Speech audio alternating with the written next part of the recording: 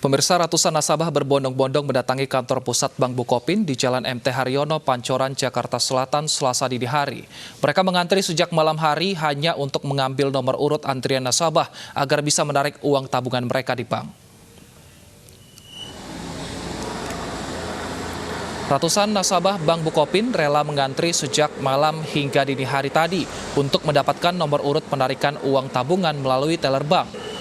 Para nasabah memilih menarik uang di kantor pusat Bank Bukopin ini agar bisa melakukan penarikan dalam jumlah besar. Meski demikian, penarikan hanya dibatasi kuota 150 nasabah per hari, jumlah maksimal penarikan 25 juta rupiah. Sementara besaran penarikan tabungan di kantor cabang nilainya lebih kecil. Nasabah mengaku belum mendapatkan penjelasan resmi dari pihak bank.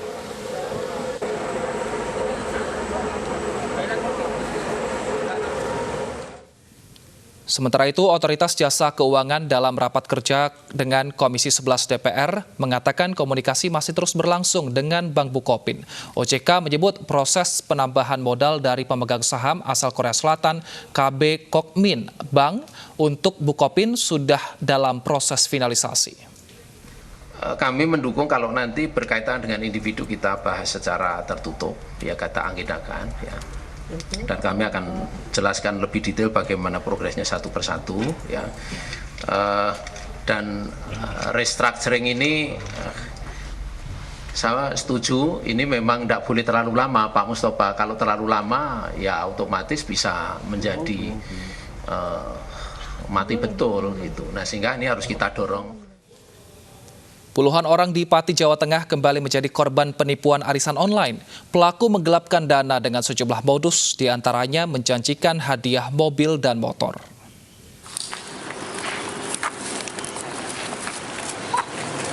Sebanyak 23 korban penipuan arisan online memenuhi panggilan kepolisian Resor Pati untuk dimintai keterangan. Di hadapan polisi, korban menyatakan bahwa pelaku penipuan menggelapkan dana anggota dengan sejumlah modus. Mulai dari arisan berhadiah uang tunai hingga arisan mobil dan motor. Kita masih mengelompokkan korban-korban tersebut karena korbannya tidak hanya di Pati tapi juga ada di daerah-daerah luar Kabupaten Pati. Terduga pelaku beserta suami dan anaknya kini diduga telah meninggalkan Desa Tegalombo, Kecamatan Dukuseti.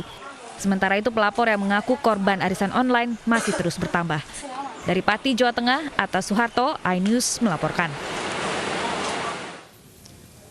Pemirsa, aturan larangan penggunaan plastik sekali pakai resmi diterapkan mulai hari ini tertanggal 1 Juli di wilayah Ibu Kota Jakarta. Meski demikian, masih ditemukan barang belanjaan dari pembeli yang menggunakan kantong plastik sekali pakai. Hal ini terpantau di Pasar Senen, Jakarta Pusat. Pedagang dan pembeli masih menggunakan kantong plastik sekali pakai atau kresek. Penerapan aturan larangan plastik ditanggapi berbeda khususnya bagi pedagang bahan makanan. Berdasarkan Peraturan Gubernur Nomor 142 Tahun 2019 memuat larangan penggunaan plastik sekali pakai dan wajib menggunakan kantong belanja ramah lingkungan.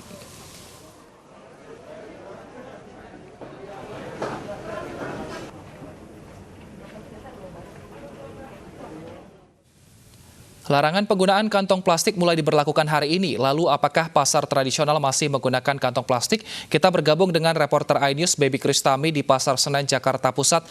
Ya Baby, apa alasan pedagang sehingga masih menggunakan kantong plastik sekali pakai?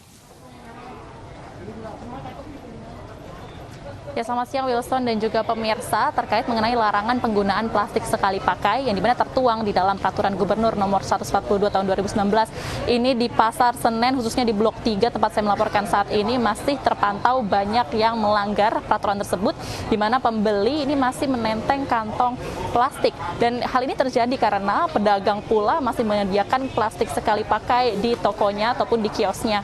Tadi kami sempat menanyakan dengan para pedagang di mana mereka mengatakan bahwa untuk mengganti plastik dengan plastik ramah lingkungan harganya ini terbilang masih tinggi, dan dari pihak pengelola pun juga belum ada menyediakan kantong belanja ramah lingkungan yang wajib disediakan oleh seluruh penjual yang ada di kawasan Pasar Senen. Dan untuk khususnya pasar pangan yang dimana menjual bahan makanan basah, lalu bumbu basah ini juga masih menggunakan plastik mau tidak mau.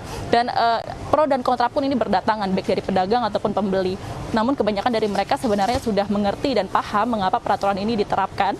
Namun dari pedagang ini masih berharap adanya peraturan yang konkret, solusi konkret dari pemerintah terkait penutupan pabrik plastik, di mana plastik bisa diganti materialnya dengan plastik yang ramah lingkungan seperti ketel ataupun kertas begitu. Dan dari pembeli pula tadi juga banyak yang sudah membawa kantong belanja ramah lingkungan ini untuk mengangkut belanjaannya yang juga ada bahan makanan basah ini, namun langsung dimasukkan ke dalam plastik ramah lingkungan. Wilson.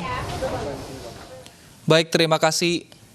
Terima kasih Baby Kristami atas laporan Anda. Selamat kembali bertugas dan jaga kesehatan. Pemirsa, memperingati Hari Bayangkara, Kapolri Idam Aziz mendapat kejutan dari Panglima TNI. Apa kejutannya? Informasinya usai jeda. Tetaplah bersama kami.